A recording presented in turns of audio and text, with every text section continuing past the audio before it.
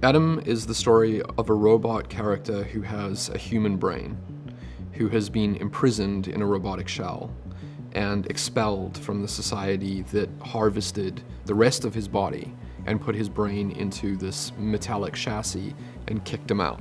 And he was expelled along with a whole other host of prisoners that have been harvested the same way. I was interested in directing several pieces that build on the story and the setup scene in the first Adam piece. So that was very appealing to me, and it also brought with it not just the creative world exploring part of developing Adam, it also brought a whole bunch of unique technological elements that we would be incorporating into the way that we made it. And the reason that I was excited to work with Unity is primarily because I have just been obsessed with real-time graphics since I was 16. I love the idea of environments that you can explore at 60 frames per second, real-time simulation, real-time lighting. Unity is what real-time future virtual cinema is. The first Adam that came out kind of knocked people's socks off. I think people were pretty shocked by it. It kind of came out of nowhere. Visually, it looked fantastic, super intriguing, massive cliffhanger. People were like, well, what is this story?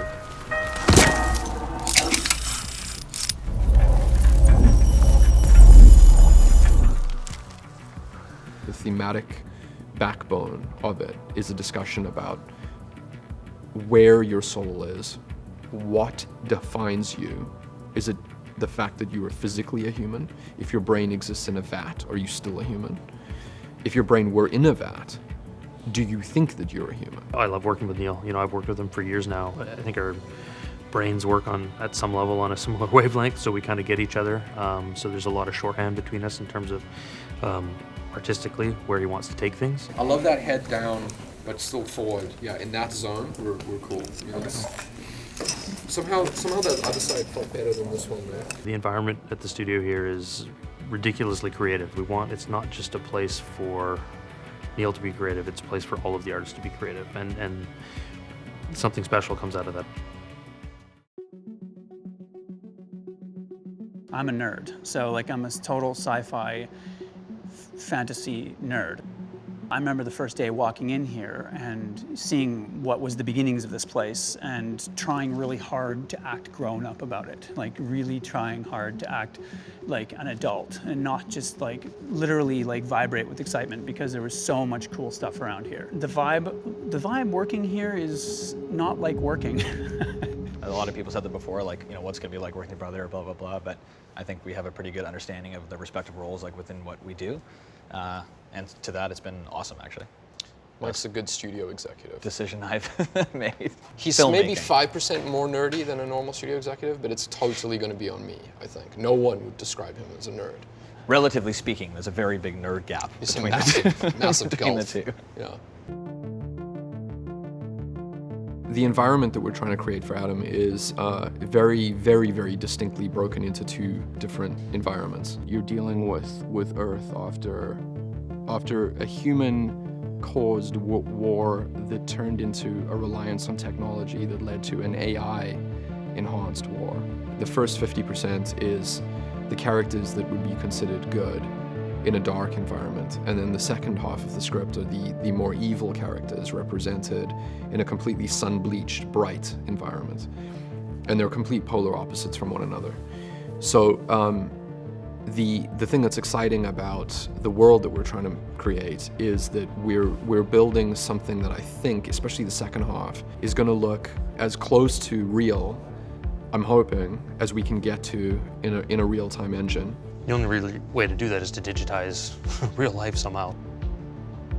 Photogrammetry is where you take photos of a real life environment, you know, data crunch that down, and then you can load that back up into a computer. That whole virtual production aspect of this is super exciting because you know, I've been dreaming about it for 15 or 20 years. So to finally start seeing the pieces come together is super exciting. With high definition facial capture, with a very dense polygonal environments, and with lots of characters, is going to be absolutely maxing out the allotted amounts of computational power that we have.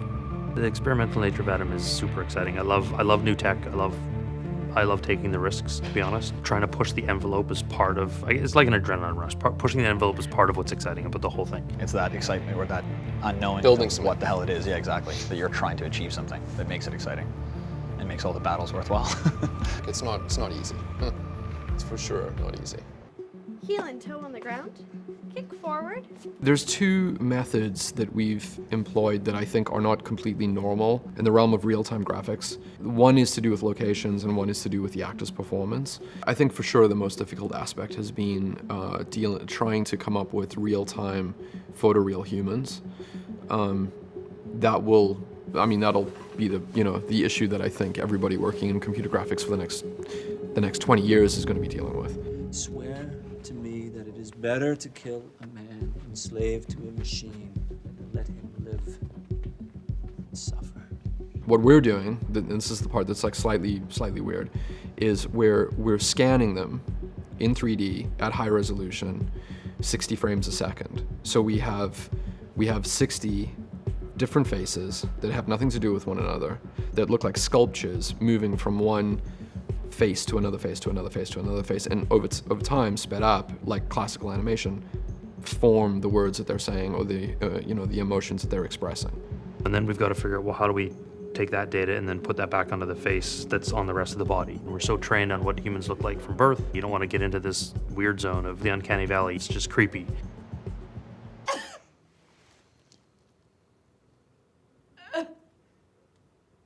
We happen to be capturing an emotional performance in 3D, and I know her performance is really good, and I'm curious to see how that ends up looking on a real-time character that people would normally associate with a game. That's an interesting mixture. So those are the elements I'm really curious to see how they play out. These are the most bizarre days I've ever had at work, which is like the best because it's so, it's so unusual to not have the constraints of all these other things. Like, to me, this is just, it is imaginative, it's creative, and it has really no bounds. So with the photogrammetry, we've used it in particular the prophet's domain. In the story, we're in the future, and the world has been sort of turned into a wasteland, and this is sort of this oasis. We went down to this location in the desert, and we spent 3 days there taking 20 to 30,000 photos, both on land, and also we had a drone team that was flying around doing aerial stills as well. So this Inspire 2 is just shooting.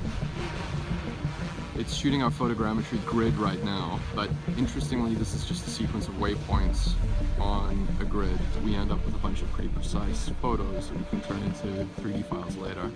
So it's assembling all that data and all that information and creating essentially the exact representation of what we saw on the day. But when we're in the motion capture studio and using a virtual camera, for me it was really trippy to be standing with the camera and looking and seeing something on a screen which was almost identically representative of what I actually stood on the ground on the day and looked at, in that light.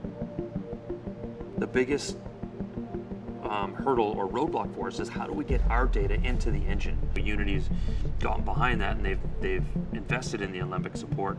Suddenly that door is opened up and that bridge is laid, and now we have that access point where we can get data in. I almost feel like it's unfair. I feel like I'm not even working it so fast. I can just move things around and it's instant feedback. So Unity's timeline lets us fill a folder full of your files, and you can start dragging and dropping that content right into your scene. Simultaneously, the animation team is doing final animation, but everybody else can still work, as opposed to the old linear pipeline where, it's a waterfall of each department has to finish before you can move on to the next stage. So it's cool that it's such a fluid kind of development experience. And I'm like, hey man, can you hit play? And we watch, because it's real time, we watch the piece live, and it's got everyone's updates. I don't think we could do what we're doing without timeline. Already, in the last decade, the line between game and film and television are all sort of slowly merging. There could be as much narrative in a game as there is in a film. It feels as though it's a democratization of this technology. You could also do it as someone in your garage, you know, using some kind of low-cost motion capture system and start creating your own worlds. This project is a little bit different from the other projects that I've done because I kind of know what to expect, and we can guide them like traditional films. This is interesting because it's the first time I've ever done it, and you're kind of watching it become more real, like these layers of paint, in a process that is just new and interesting to me. I'm excited to see where it ends up. Like, I'm genuinely curious.